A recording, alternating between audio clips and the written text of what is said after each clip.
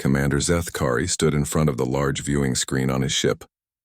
The blue and green planet called Earth slowly turned below him. His long, thin fingers moved across the control panel as he read through his new assignment.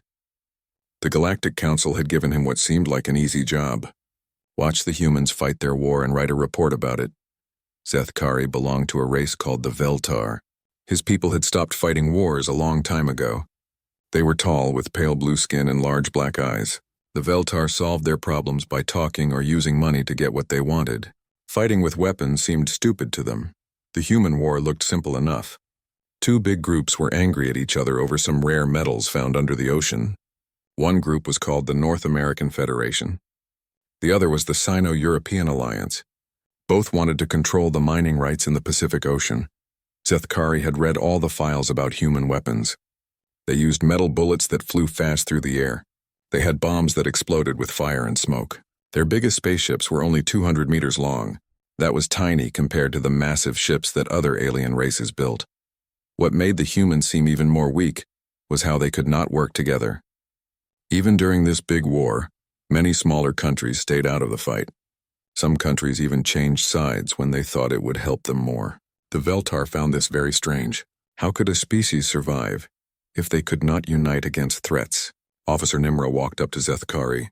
She was younger than him, but just as smart. Her blue skin was a little darker than his. She carried a data pad with information about the human military forces. The Council thinks this war will last about 6 months, Nimra said. After that, both sides will run out of resources and have to stop fighting. Zethkari nodded. That makes sense. Humans burn through their supplies very fast. They do not plan ahead like other species do. The Silent Watcher, their observation ship, was hidden near Earth's moon.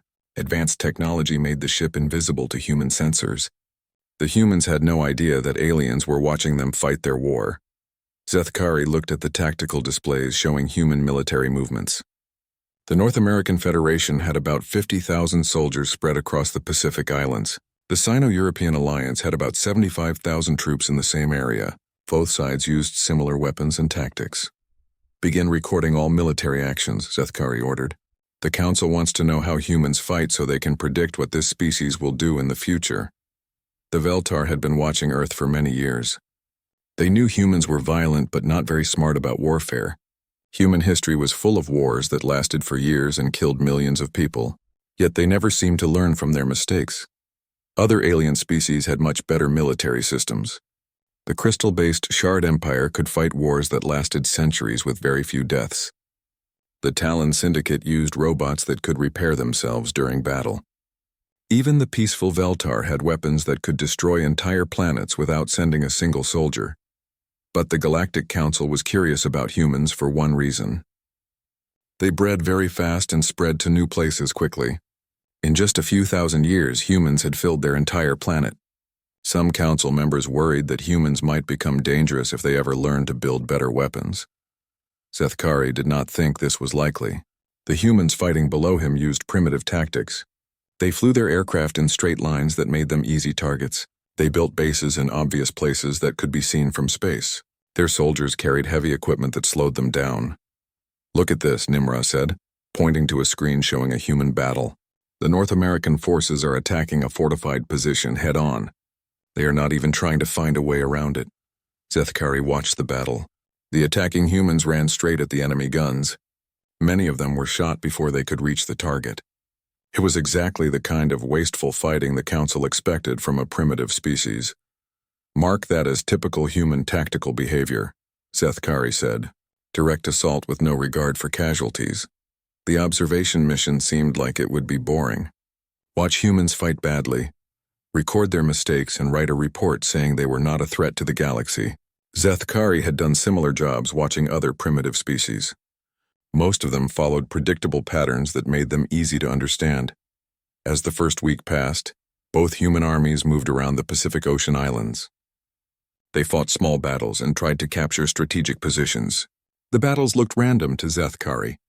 Neither side seemed to have a clear plan for winning the war. The humans also wasted a lot of resources. They used expensive missiles to destroy cheap targets. They sent their best soldiers to fight in places that did not matter. They even fought battles during bad weather when they could barely see each other. I think we can finish this report early, Nimra said after reviewing a week of battle recordings. The humans are fighting exactly like the Council predicted. They will probably run out of supplies in 4 months instead of 6. Zethkari was starting to agree with her. The human war looked like every other primitive conflict he had studied. 2 groups hitting each other until one side got too tired to continue. Nothing creative or dangerous about it, but then something happened that made him pay closer attention.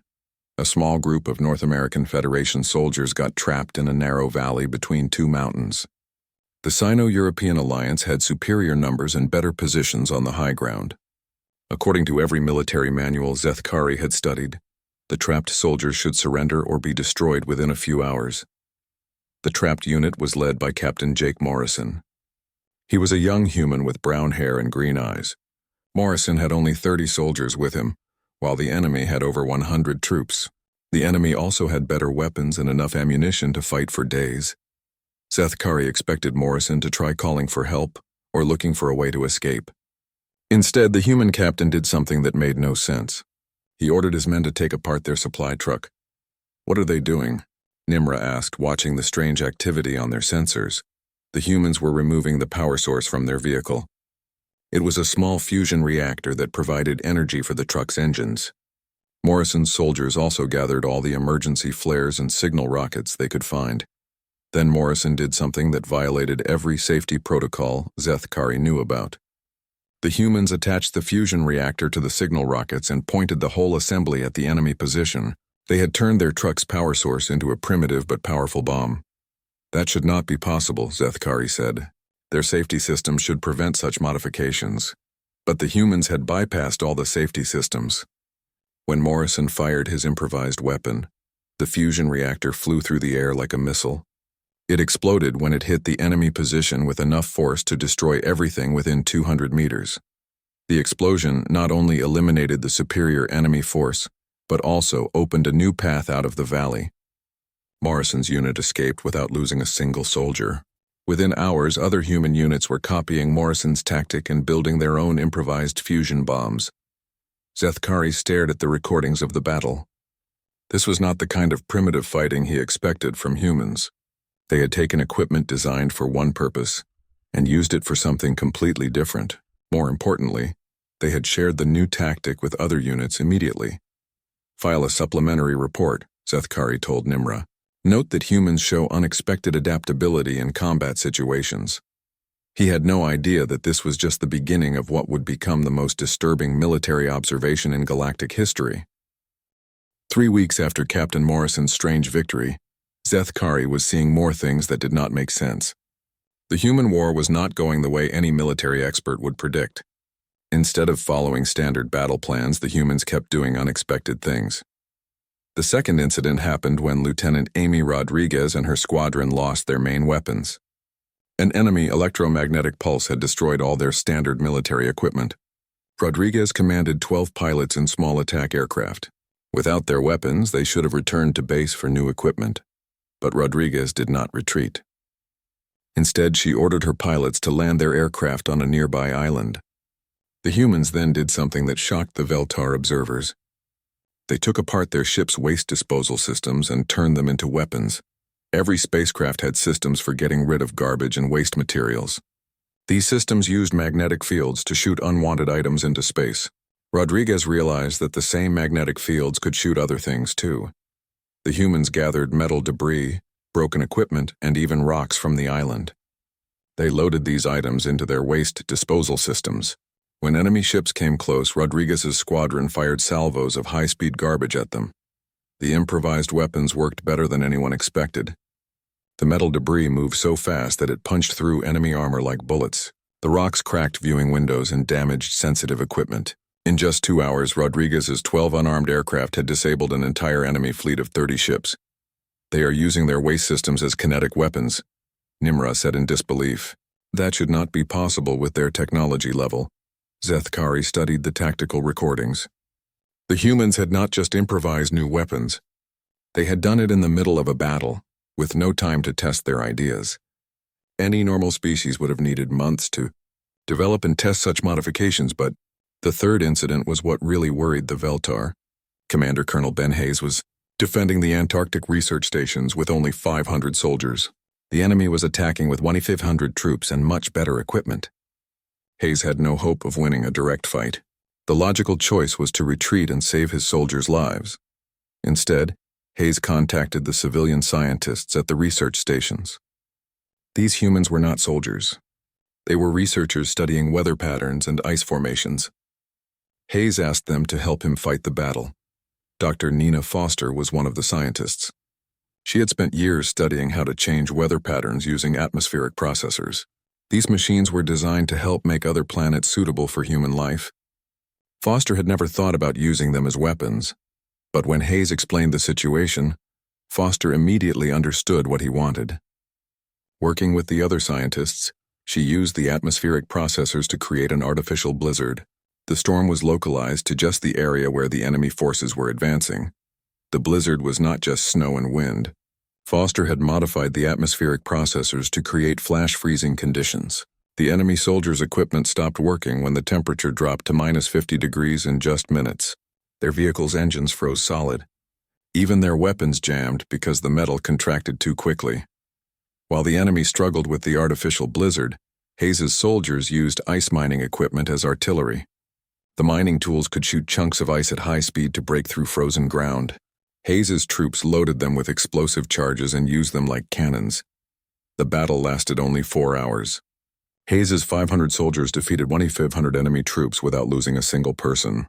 The enemy forces retreated in complete confusion, leaving behind most of their equipment. But what disturbed Zethkari most was how quickly the other parts of the story spread. Within days, human forces across the planet were modifying atmospheric processors for military use.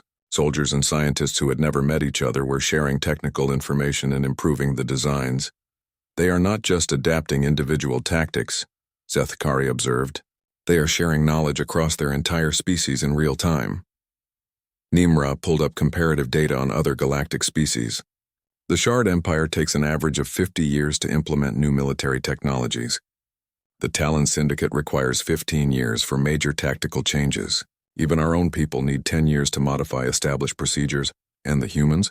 Zethkari asked, though he already knew the answer.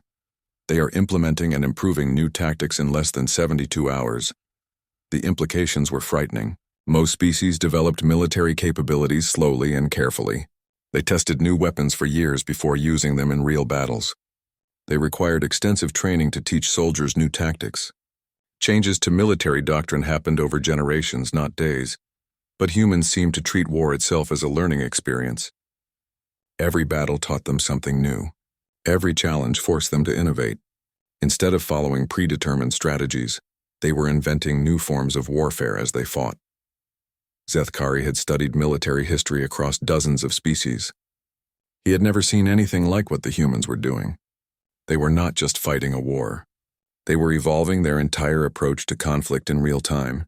Even more concerning was how they shared information. When a human soldier in the Pacific Ocean discovered a new tactic, soldiers on other continents knew about it within hours. They did not wait for official approval or extensive testing. They simply tried the new ideas and improved them if they worked. The human military networks were buzzing with constant communication. Soldiers shared videos of new tactics. Engineers posted technical modifications that others could copy. Scientists offered theoretical improvements to weapons they had never seen. It was like watching an entire species learn to fight better every single day. Send an updated report to the Council, Zethkari ordered. Request an extended observation period. These humans are not behaving like any primitive species we have encountered before. Nimra prepared the transmission. What should we tell them about the threat assessment? Zethkari considered the question carefully. The Galactic Council measured military threats based on standard criteria: ship sizes, weapon power, troop numbers, and industrial capacity. By those measures, humans were still primitive and posed no danger to advanced civilizations. But those measures did not account for adaptability. They did not consider what a species might become if they continued to evolve their capabilities at an accelerating pace.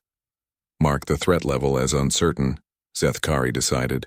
Note that human military development is proceeding faster than our models can predict. As he watched the human forces continue their war below, Zethkari began to understand why some council members were worried about this species. Humans did not fight like other races.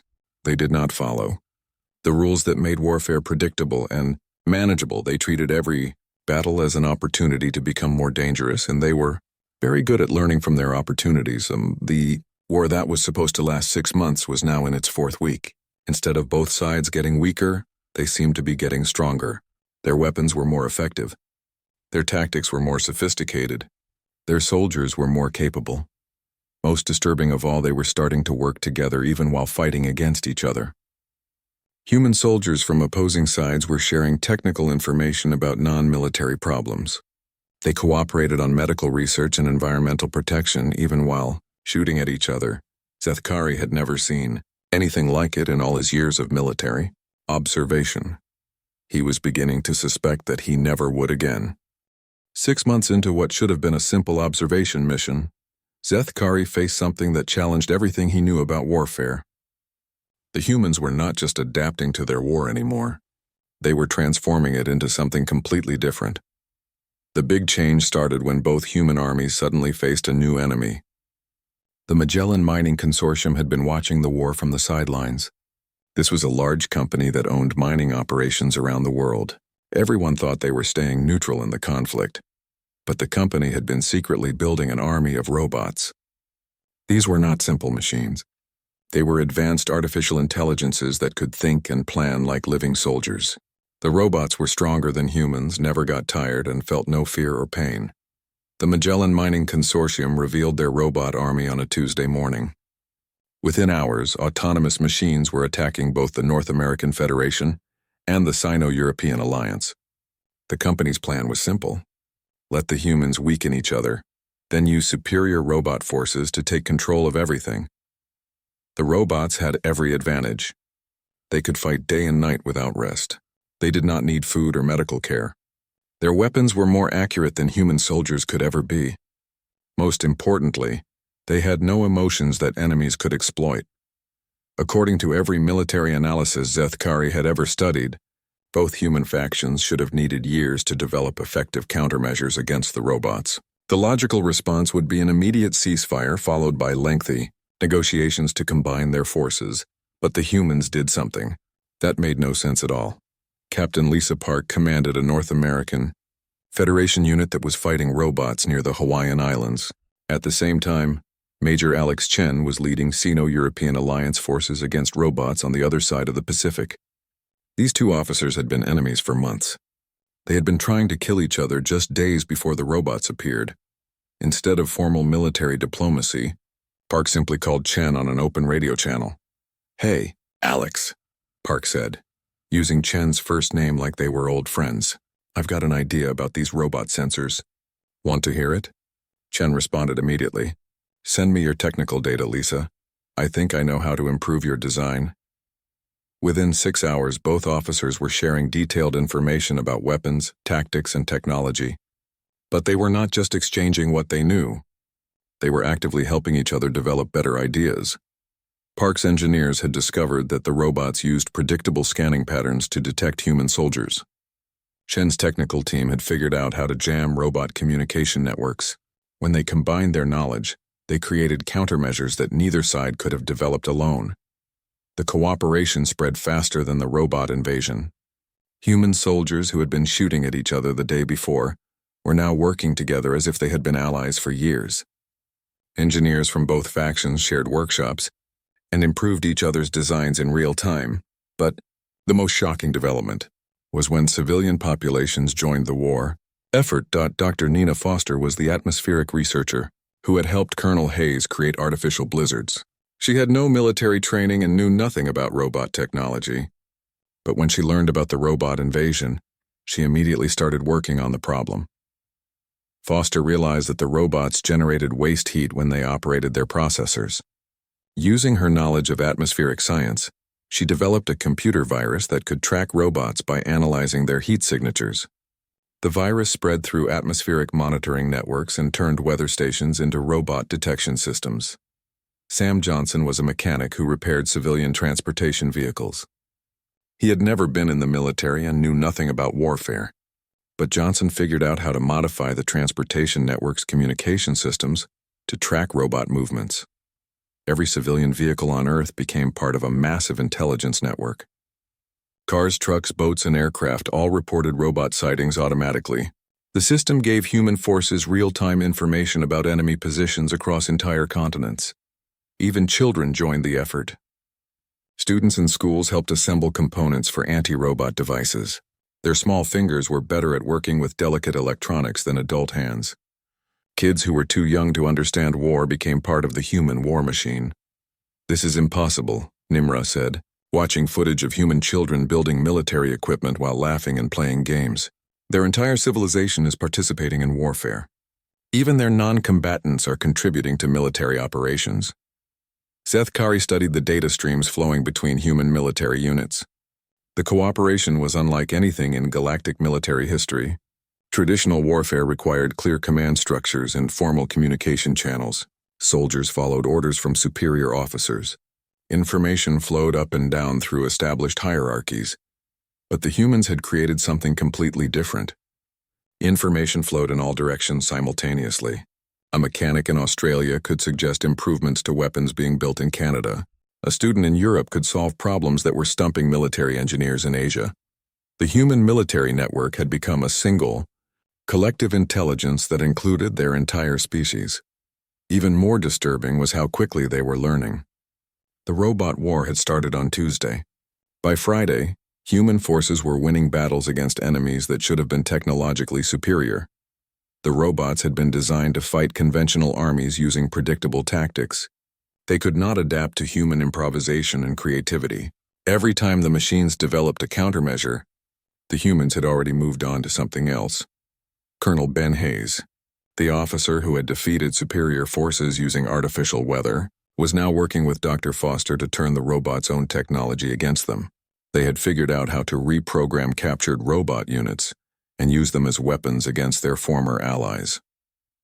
Captain Jake Morrison, who had improvised fusion bombs from truck parts, was now leading combined human forces that included soldiers from both original factions. His mixed units fought with unprecedented coordination, as if they had been training together for years instead of days.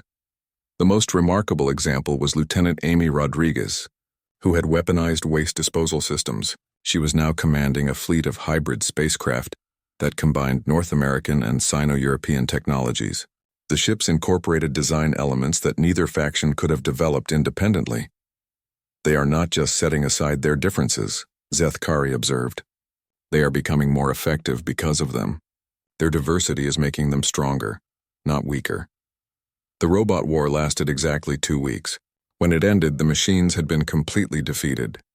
But more importantly, humanity had emerged from the conflict fundamentally changed. The North American Federation and Sino-European Alliance had not returned to their original war. Instead, they had discovered that working together made them far more capable than fighting separately. Their combined military forces were more advanced than anything either side had possessed before the robot invasion. They had also absorbed and improved the robot technology. Human engineers had taken artificial intelligence systems designed for warfare and modified them for peaceful purposes. The same programs that had controlled killer robots were now managing transportation networks and communication systems.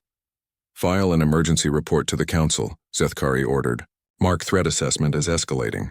Human military capabilities have increased by orders of magnitude in just 2 weeks."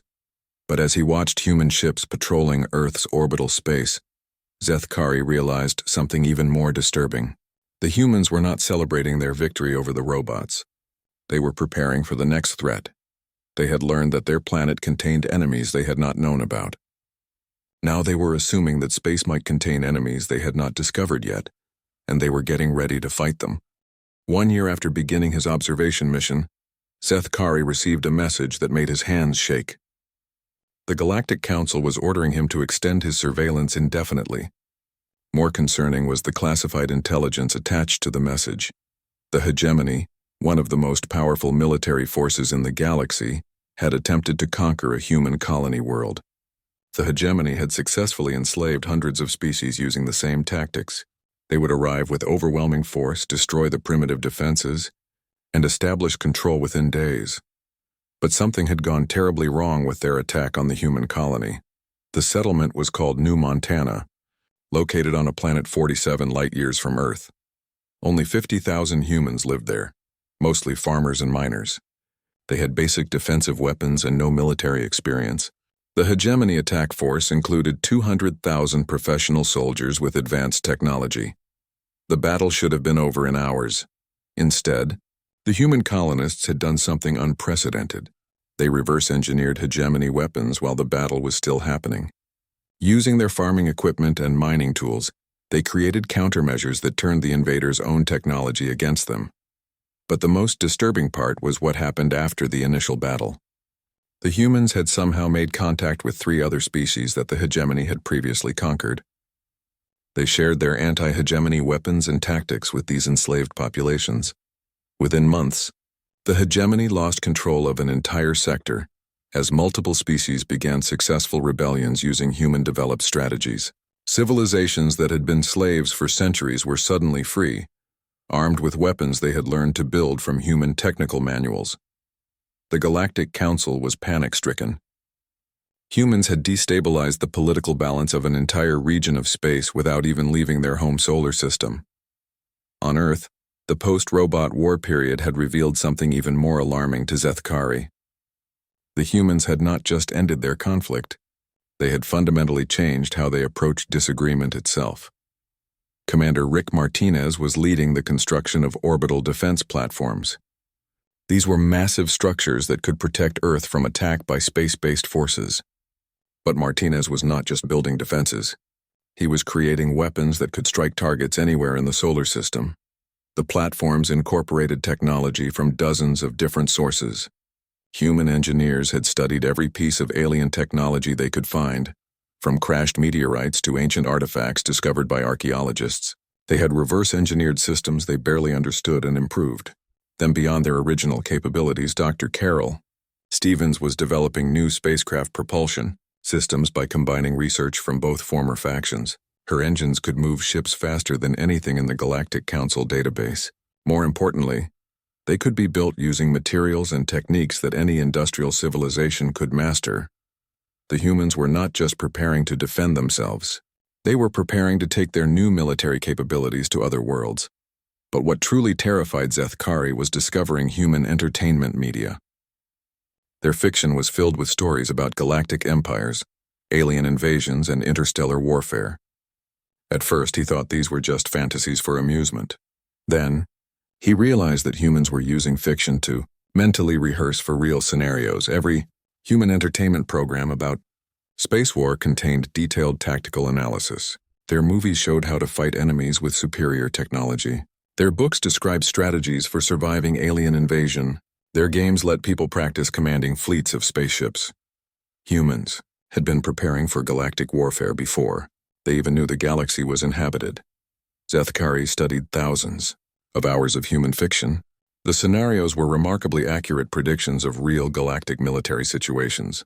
Human writers had imagined weapon systems that actually existed in alien arsenals. Their tactics matched strategies used by successful military forces across dozens of star systems. How is this possible? Nimra asked when Zethkari showed her the analysis. They are predicting technologies and tactics they have never encountered. Pattern recognition, Zethkari replied. Humans appear to understand that certain physical laws lead to predictable technological developments. They can deduce what alien weapons must look like based on theoretical physics. The implications were staggering. Humans did not just react to threats after encountering them. They anticipated future dangers and developed countermeasures in advance. Their entertainment industry was actually a massive military research program, disguised as recreation. Even more disturbing was how their preparation was accelerating. After the robot war, human military development had entered a phase that defied all known models of technological progress. Captain Lisa Park, who had cooperated with former enemies during the robot invasion, was now commanding joint human space forces. Her ships patrolled the outer solar system using sensors that could detect approaching threats from light years away. Major Alex Chen had become the chief engineer for human weapons development. His laboratories were producing devices that incorporated principles from 17 different alien technologies. Most of these technologies came from theoretical research, not captured equipment.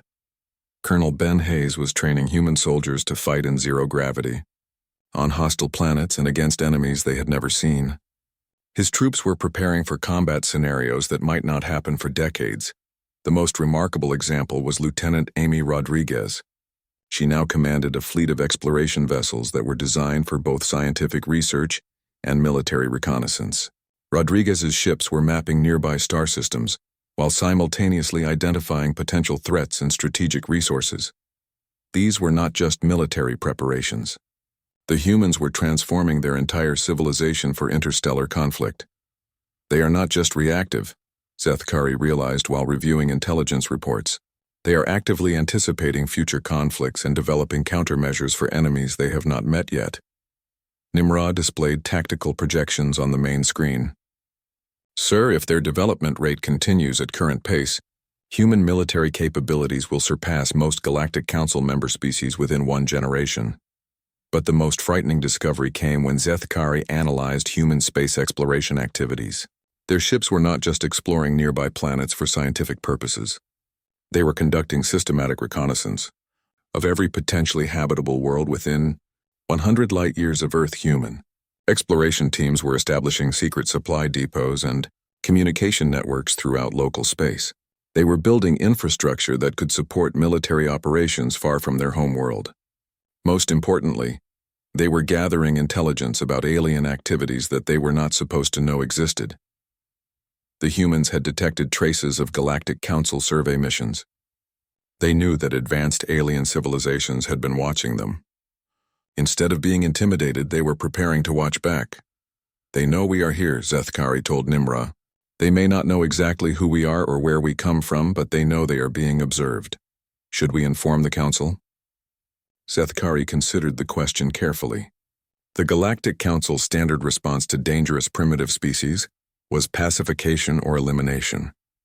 If they decided that humans posed too great a threat, they would authorize a preemptive strike to prevent human expansion into galactic space.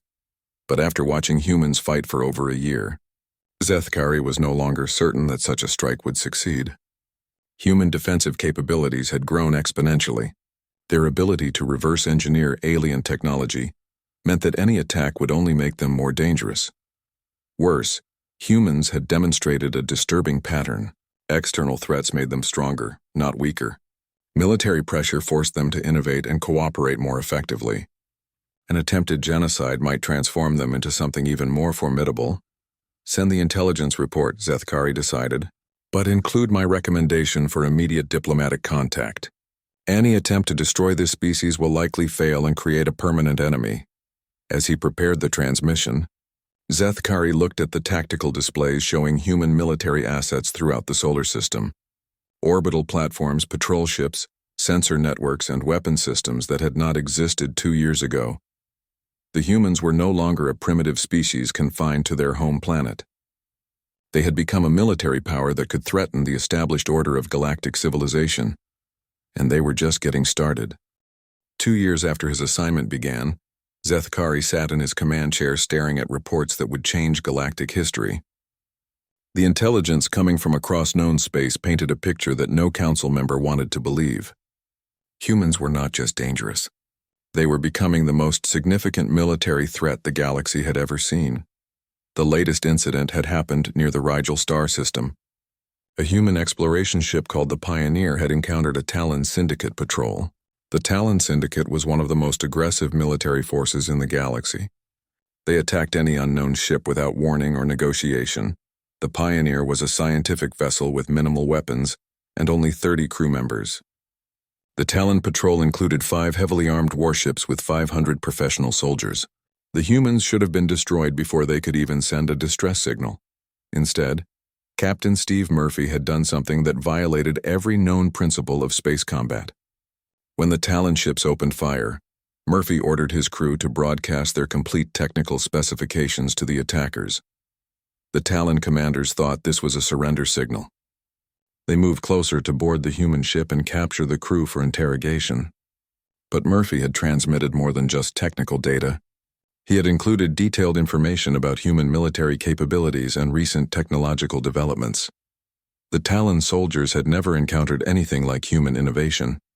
Their species developed new technology very slowly and followed rigid military traditions. They could not comprehend how quickly humans could adapt and improvise. Murphy used the Talon ship's confusion to launch a counterattack that no military analyst could have predicted. The Pioneer's crew had modified their scientific equipment into weapons during the brief conversation. Their geology scanners became targeting systems. Their atmospheric processors became electromagnetic pulse generators. Their sample collection arms became kinetic projectile launchers. The battle lasted exactly 23 minutes. When it ended, 4 of the 5 Talon warships were disabled. The 5th ship escaped only because Murphy allowed it to leave. The human captain wanted survivors to report what they had witnessed. But the most disturbing part was what happened next. The Talon survivors did not report a lucky victory by primitive aliens. They described a military encounter with a species that could transform any technology into weapons and adapt to any threat in real time. The Talon Syndicate immediately classified humans as a Category 5 military threat. This was the highest danger rating in their system, reserved for enemies that could potentially destroy their entire civilization. Other alien races were reaching similar conclusions. The crystal-based Shard Empire had detected human exploration ships near their territory. Instead of the slow, predictable expansion patterns of normal species, humans were advancing in seemingly random directions while establishing defensive positions everywhere they went. The Shard military analysts could not determine human strategic objectives because humans appeared to be preparing for multiple different types of conflicts simultaneously. They were building anti-ship weapons, planetary defense systems, space-based manufacturing facilities, and deep space communication networks all at the same time. Even more concerning was intelligence from the hegemony's former territory. The species that humans had helped to liberate were not just free. They were becoming significantly more dangerous than they had been before enslavement. The hegemony had conquered these civilizations because they were weak and divided. But human tactical manuals had taught them to cooperate and innovate under pressure. Former slave species were now working together and sharing technology in ways they had never done before. Humans had not just defeated the hegemony. They had transformed the political structure of an entire region of space by teaching other species to fight like humans. On Earth, the transformation was accelerating beyond all predictions. Commander Rick Martinez's orbital defense network was now operational and expanding rapidly. The platforms could detect approaching ships from several light-years away and engage multiple targets simultaneously. But Martinez was not just building defenses. His weapon systems were designed to project power across interstellar distances. Human military doctrine now assumed that the best defense was the ability to strike any enemy anywhere in the galaxy. Dr. Carol Stevens had completed development of faster-than-light communication systems that did not rely on known galactic networks. Humans could now coordinate military operations across vast distances without using alien infrastructure that might be monitored or controlled. Captain Lisa Park commanded a fleet of 200 spacecraft that officially did not exist. Her ships were built in secret facilities throughout the solar system using manufacturing techniques that combined human innovation with reverse-engineered alien technology. Park's fleet was designed for deep space reconnaissance and rapid response to threats. Her ships could reach any star system within 50 light-years of Earth in less than 2 weeks. More importantly, they could establish temporary bases and supply lines that would support extended military operations. Major Alex Chen had been promoted to Director of Human Military Research. His laboratories were producing weapons and defensive systems at a rate that shocked even Zeth Kari. Chen's teams were completing major technological developments every few weeks instead of every few years. The most impressive example was Colonel Ben Hayes, who now commanded the Human Interstellar Defense Force. Hayes had trained 100,000 soldiers for combat in space and on alien worlds.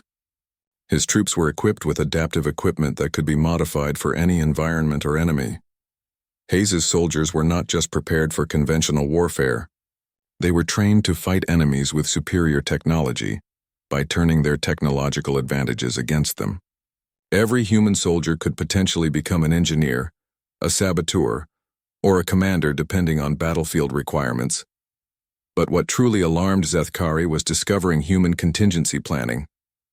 They were not just preparing for known threats. They were developing responses to dangers that had never been encountered by any galactic civilization. Human military planners had created detailed strategies for fighting time-traveling enemies, extra-dimensional invaders, artificial intelligences that could consume entire planets, and alien species with mental powers that could control other minds. These threats were purely theoretical, but human responses were concrete and practical. They had built weapons and defenses for scenarios that existed only in science fiction stories. They are preparing for impossible wars, Nimra observed while reviewing human military files. Their contingency plans cover threats that violate known physical laws. That may be their greatest strength, Zethkari replied. If humans can fight impossible enemies, normal enemies become much easier to defeat. The Galactic Council was finally beginning to understand what they were facing. Reports from across known space described the same pattern. Humans did not fight wars the way other species did. They treated warfare as an evolutionary process that made them stronger with every challenge. Each conflict taught them new capabilities. Each enemy showed them new possibilities. Each threat forced them to become more dangerous than they had been before. Most terrifying was their rate of improvement. Other species might become 10% more effective after a major war. Humans emerge from conflicts 1,000% more capable than when they started. The robot war had transformed them from a primitive species into a regional military power in just 2 weeks. The encounters with galactic civilizations were turning them into a potential threat to the established order of spacefaring life. Zethkari composed his final report with trembling hands. His recommendations would either prevent a galactic war or start one. Priority transmission to the Galactic Council High Command, he dictated. Subject: Human Military Assessment. Final report. Recommendation: immediate diplomatic contact with human leadership. Under no circumstances should any Council member species engage humanity in military conflict. Evidence: humans have demonstrated the ability to defeat superior forces by reverse engineering enemy technology during active combat. They adapt to new threats faster than any known species and share innovations across their entire population in real time. Most critically, humans treat external pressure as a catalyst for rapid evolution. Military threats do not weaken them. Such threats unify human factions and accelerate their technological development.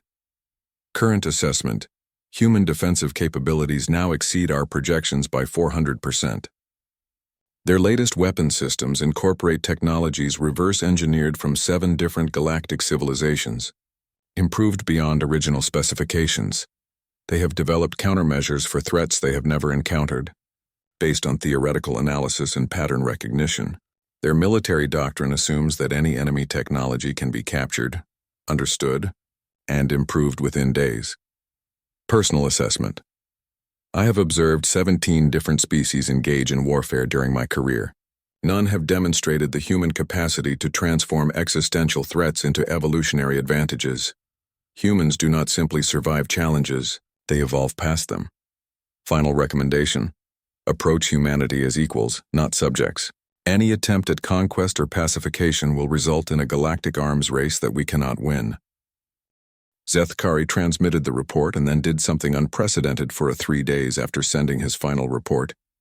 Zethkari received the response he had been dreading. The Galactic Council had reviewed his recommendations and rejected them completely.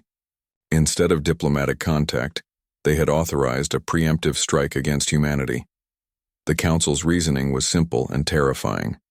If humans continued developing at their current rate, they would become too powerful to control within a few years. Better to eliminate the threat now while they were still confined to one star system.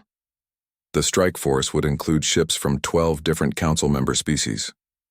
Over 10,000 vessels with the most advanced weapons in the galaxy. The attack would begin with orbital bombardment of Earth, followed by the systematic destruction of every human presence in space. The Council estimated that complete extermination of humanity would take approximately 72 hours. Admiral Kethvor of the Hegemony would command the combined fleet. He was known throughout the galaxy as the most ruthless military leader alive. Kethvor had destroyed 17 species that the Council deemed too dangerous to survive, but Zethkari had spent 2 years watching humans fight. He knew something that the Council refused to understand. Attacking humanity would not eliminate the threat. It would create a much worse problem. The secret communication channel to Earth had been prepared for months. Zethkari activated it and sent a priority message to the highest levels of human government. This is Commander Zethkari of the Galactic Observation Corps. I am transmitting critical intelligence about an imminent attack on your world. You have approximately 96 hours before a massive alien fleet arrives to destroy your civilization. The response came back within minutes. This is President Janet Morrison of the United Earth Government. We have been expecting this contact. Please transmit all available tactical data about the attacking forces. Zethkari was shocked by the calm tone of the response. Most species would have panicked upon learning about an approaching genocide fleet. The humans sounded like they had been planning for this exact scenario. He transmitted everything he knew about the Council fleet, ship specifications, weapon capabilities, tactical doctrines, and command structures. The data package included detailed information about all 12 alien species and their military strengths and weaknesses. The human response was immediate and terrifying. Thank you for the intelligence, Commander Zethkari. We have been preparing for large-scale alien attacks since the robot war ended. Your data will help us optimize our defensive strategies. Within hours, every human military unit in the solar system had received copies of the alien fleet specifications, but they were not just studying the information. They were already developing countermeasures for weapons they had never seen. Dr. Carol Stevens led a team of engineers who were designing new defensive systems based on the alien technology profiles. They were not trying to build similar weapons. They were creating devices specifically designed to neutralize alien advantages. Commander Rick Martinez ordered the immediate construction of additional orbital platforms using rapid manufacturing techniques that humans had perfected during the recent conflicts. The new platforms would be equipped with weapons tailored to fight the specific alien species in the approaching fleet. Captain Lisa Park's secret fleet received orders to deploy throughout the outer solar system. Her ships would not engage the alien fleet directly. Instead, they would gather intelligence and conduct harassment operations designed to disrupt alien coordination, but the most disturbing response came from Colonel Ben Hayes and the Interstellar Defense Force. Hayes activated contingency plans that had been developed for exactly this type of scenario. Within 24 hours, human military assets that had been hidden throughout the solar system began revealing themselves. Zethkari watched in amazement as asteroid mining stations transformed into weapons platforms. Scientific research facilities revealed hidden military capabilities. Even civilian space habitats turned out to have defensive systems that could engage attacking fleets. The humans had been preparing for galactic warfare much longer than anyone realized. Major Alex Chen's research laboratories immediately began mass production of new weapon systems, but these were not conventional designs. Chen's teams were building devices that incorporated theoretical weaknesses they had identified in alien technology. Every galactic species had vulnerabilities that came from their evolutionary history and technological development patterns. Humans had studied these weaknesses and designed specific countermeasures for each type of alien enemy. The hegemony relied on energy shields that could be disrupted by certain electromagnetic frequencies. The Shard Empire used crystal-based technology that was vulnerable to specific sonic resonances.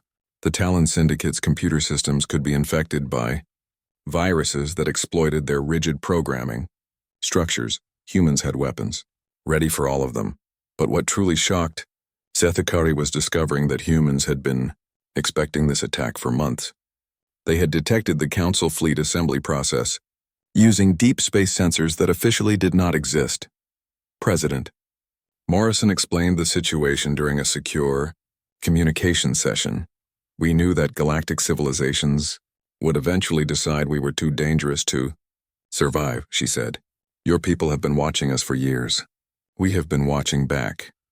Human intelligence networks had identified most of the major galactic powers and their military capabilities. They had studied alien psychology, technology, and strategic doctrines. They had even developed preliminary contact protocols for peaceful first contact scenarios. But they had always assumed that first contact would be violent. We hoped for diplomatic relations, Morrison continued. But we prepared for war. Recent events suggested that war was more likely. The human preparations were comprehensive and terrifying.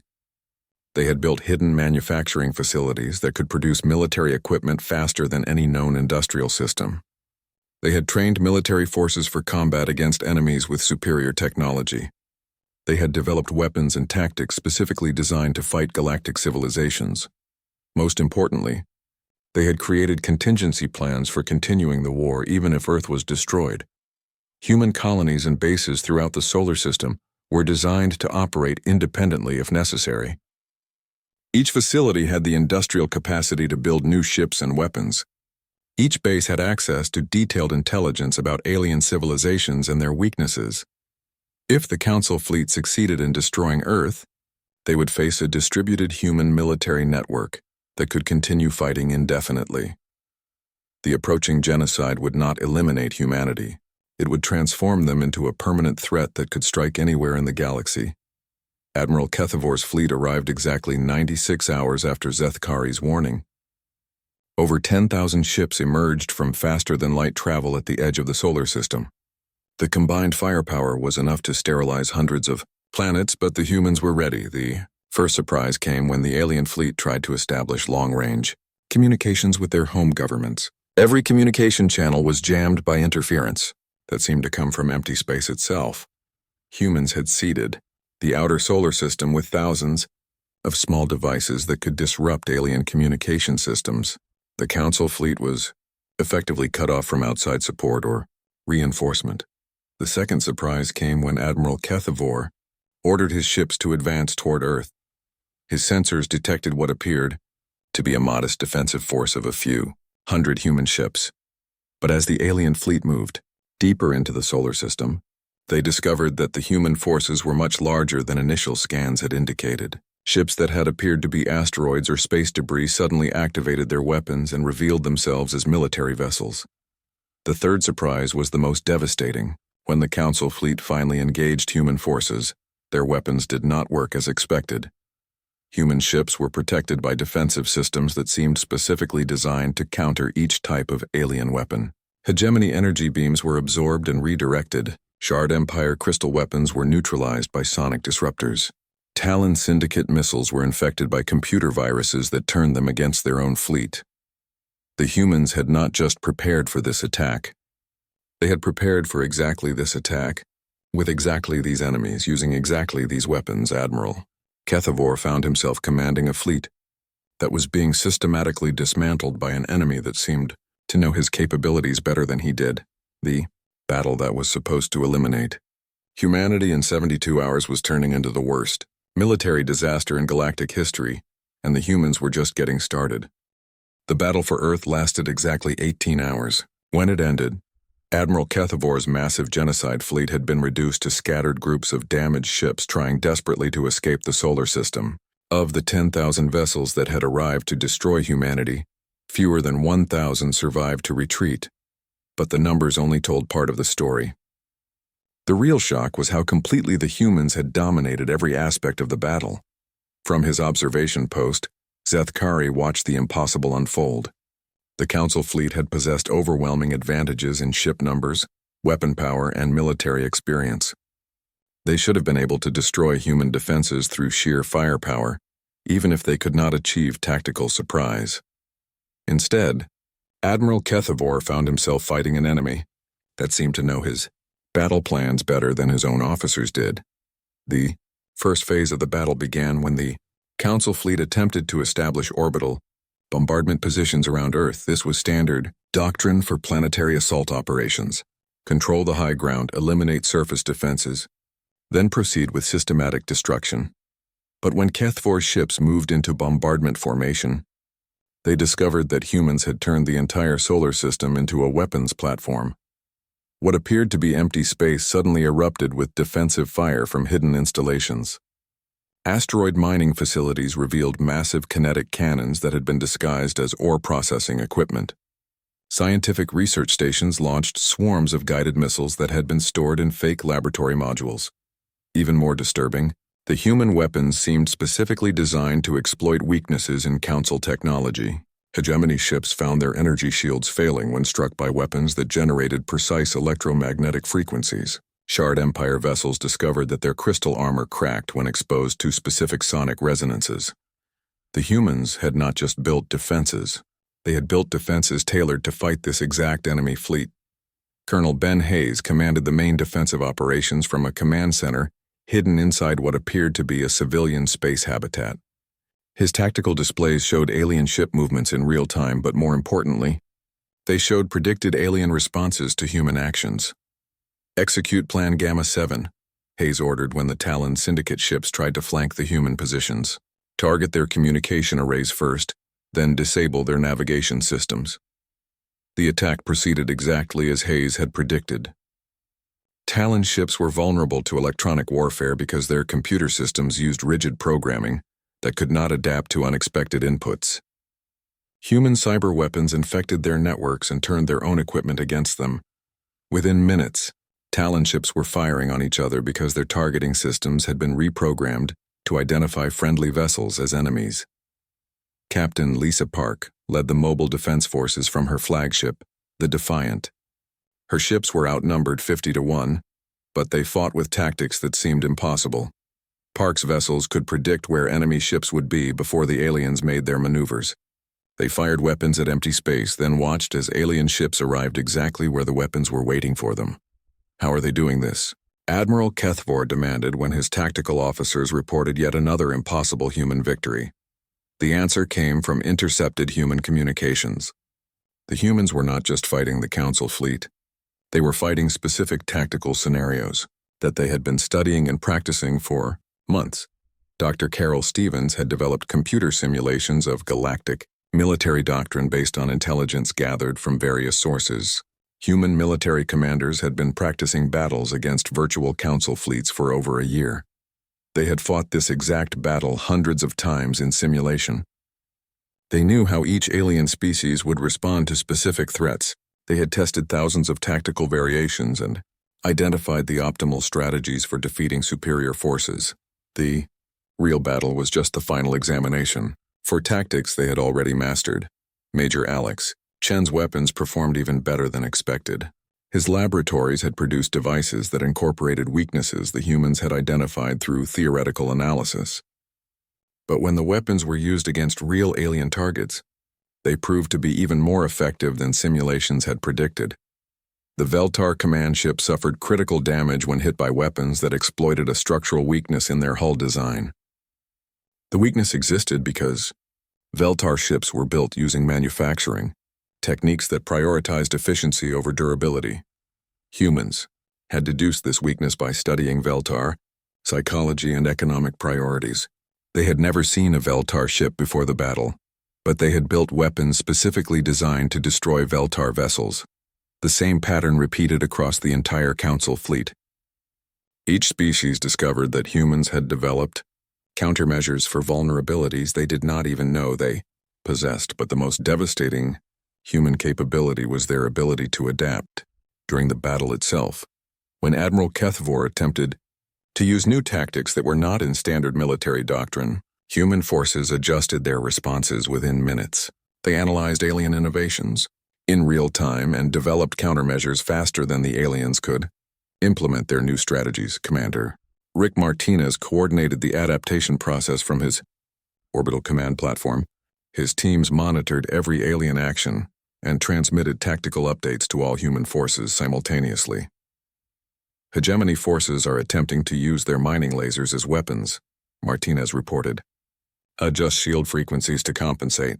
New defensive parameters are being distributed now. Human ships throughout the solar system immediately reconfigured their defenses to counter the improvised alien weapons. The adaptation took less than 5 minutes.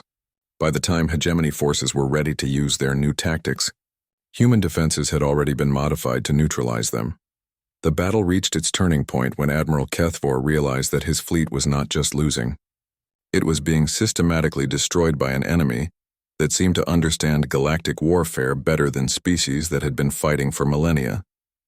He ordered a general retreat, hoping to preserve enough ships to warn the Council about human capabilities, but the humans had anticipated this decision too. Captain Lisa Park's Mobile forces had positioned themselves along all the major escape routes from the solar system. When alien ships tried to retreat, they found their paths blocked by human vessels that had been waiting for them. The retreat became a rout as desperate alien commanders tried increasingly desperate tactics to escape the solar system. Some ships attempted to hide among asteroids. Others tried to use civilian vessels as shields. A few even attempted to surrender. The humans accepted surrenders but continued to pursue ships that tried to escape. They wanted some council vessels to survive and return to their home worlds, but they wanted to control exactly which ships escaped and what information they carried. President Janet Morrison explained the strategy during a secure communication with Seth Kari. "We need the galactic civilizations to understand what happened here," she said. "But we want them to understand it correctly. Fear is useful, but panic is dangerous." The humans were managing their victory to achieve specific political objectives. They wanted to deter future attacks while avoiding a galaxy-wide war that would force them to fight multiple enemies simultaneously. When the battle ended, Admiral Kethvor's surviving ships were allowed to leave the solar system, carrying carefully selected intelligence about human capabilities. The information was designed to convince the Galactic Council that attacking humanity was futile while suggesting that peaceful coexistence might be possible. But Zethkari knew that the political calculations were based on a fundamental misunderstanding of what had just happened. The Galactic Council had not just failed to destroy humanity. They had provided humans with detailed intelligence about galactic military capabilities, tactical doctrines, and political structures. The humans now knew exactly how strong their potential enemies were. They had captured examples of advanced alien technology. They had demonstrated that they could defeat superior forces using tactics that galactic civilizations could not counter. Most importantly, they had learned that galactic civilizations were willing to commit genocide against species they considered threatening. The failed attack had not eliminated the human threat.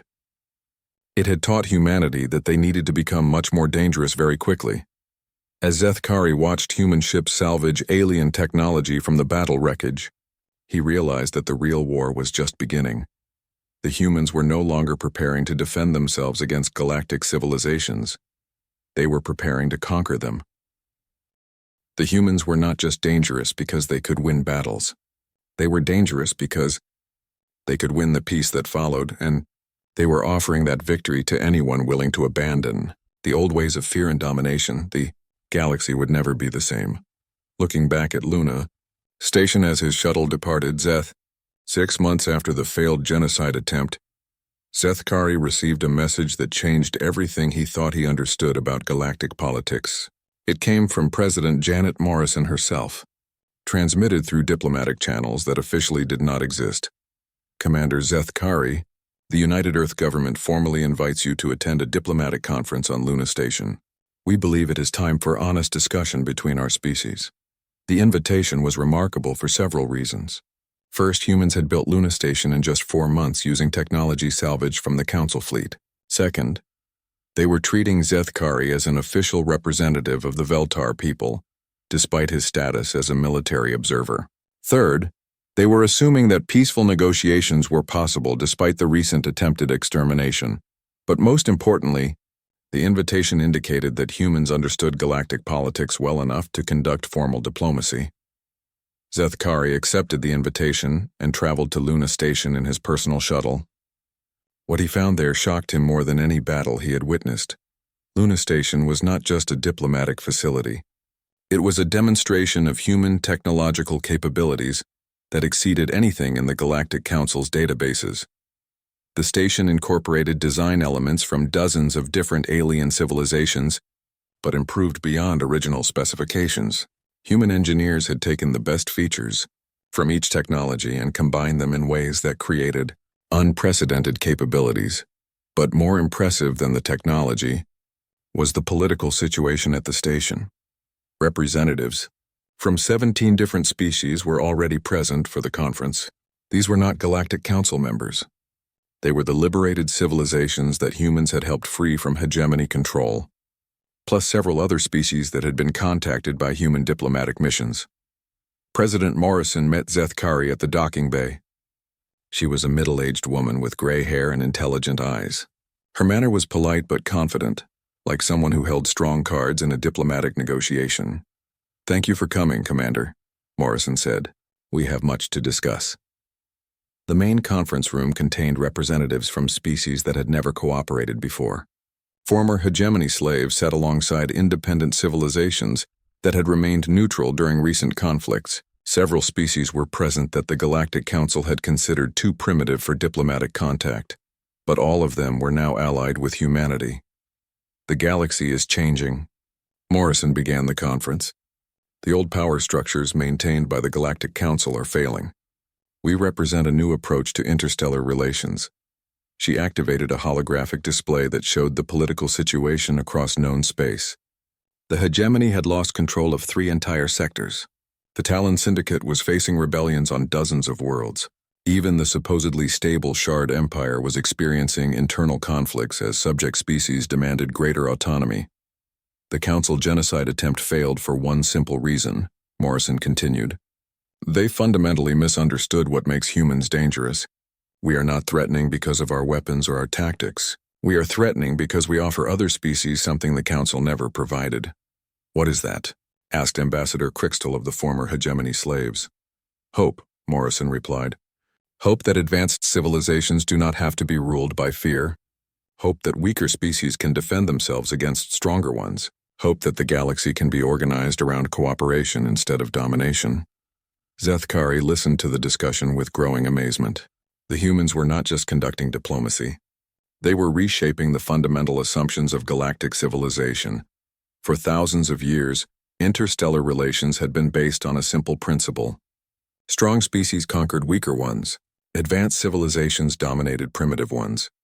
The Galactic Council maintained peace by ensuring that the strongest powers controlled everyone else. But humans had demonstrated that this system could be defeated. Weaker species could become stronger by adopting human tactics and technology. Primitive civilizations could defend themselves against advanced enemies by learning human innovations. Most importantly, species that cooperated with each other could become more powerful than species that tried to conquer each other. Dr. Carol Stevens presented the technical aspects of the new alliance. Human engineers were sharing advanced technology with all member species, but they were not simply giving away finished products. They were teaching other civilizations how to innovate and adapt. "We provide the initial designs," Stevens explained, "but each species modifies the technology to suit their own capabilities and needs. The result is that every member civilization becomes more advanced while maintaining their unique characteristics." The approach was revolutionary. Traditional galactic powers hoarded their technology to maintain advantages over potential enemies. Humans were deliberately spreading their most advanced capabilities to create stronger allies. Major Alex Chen demonstrated some of the results. Former hegemony slaves had combined human weapons technology with their own biological enhancements to create defensive systems that were more effective than anything either species could have built alone. Independent civilizations had merged human manufacturing techniques with their unique resource bases to develop industrial capabilities that rivaled those of major galactic powers. Even primitive species had used human educational methods to accelerate their technological development by centuries. The Council model assumes that galactic civilization is a zero-sum competition, Chen observed. If one species becomes stronger, other species must become weaker. But human experience suggests that cooperation can make everyone stronger simultaneously. Captain Lisa Park explained the military implications. The new alliance did not maintain large standing armies like traditional galactic powers. Instead, they had created a distributed defense network that could respond to threats faster than conventional military forces. Each member species contributed defensive capabilities that complemented those of other members. No single species could be eliminated by targeted attack because their functions could be assumed by allies. Traditional powers build massive fleets to project force across the galaxy, Park said. "We have built a system where every inhabited world can defend itself and support the defense of other worlds." But the most significant presentation came from Colonel Ben Hayes, who had been promoted to Secretary of Interstellar Defense. Hayes revealed intelligence that explained why the Council genocide attempt had failed so completely. Humans had not just been preparing to fight galactic civilizations, They had been preparing to transform galactic civilization itself. We knew that first contact would probably be hostile, Hayes explained. But we also knew that violence alone could not solve the underlying problems that made galactic politics unstable. Human strategic planning had always assumed that defeating the Council fleet would be only the first step in a longer process. The real objective was to create an alternative to the Council system that other species would prefer. Fear-based domination only works as long as the dominated species have no alternatives, Hayes continued. Once we demonstrated that advanced civilizations could be defeated, we needed to offer something better than revenge. The new alliance was that alternative. Species that joined gained access to human technology and tactical knowledge. But more importantly, they gained protection from traditional galactic powers that might try to punish them for defying the established order. President Morrison concluded the conference with an offer that shocked Zethkari. We invite the Veltar people to join our alliance, she said, not as subjects or junior partners, but as full members with equal voice in our decisions. The offer was unprecedented. Humans were inviting a species that had participated in the genocide attempt to become part of their political system. Why? Zethkari asked. My people tried to help destroy yours. Because you chose to warn us instead of following orders, Morrison replied. Because you understood that genocide was wrong even when your government ordered it. Because your people are capable of learning and changing. She activated a new display showing Veltar space. Your civilization is facing internal conflicts. Because younger generations question the policies that led to the failed attack on Earth. We can help you resolve those conflicts peacefully. The offer was tempting but dangerous. If Zethkari's people joined the Human Alliance, they would be choosing sides in what was becoming a galactic civil war. What happens to species that refuse your offer? Zethkari asked. Nothing, Morrison said. We do not force anyone to join us. But we also do not allow anyone to force others to stay away. The implication was clear. The Human Alliance would defend any species that wanted to join, regardless of opposition from traditional galactic powers. As Zethkari prepared to return to Veltar space with the human offer, he realized that his original mission had failed completely. He had been sent to observe a primitive species at war. Instead, he had witnessed the birth of a new galactic civilization.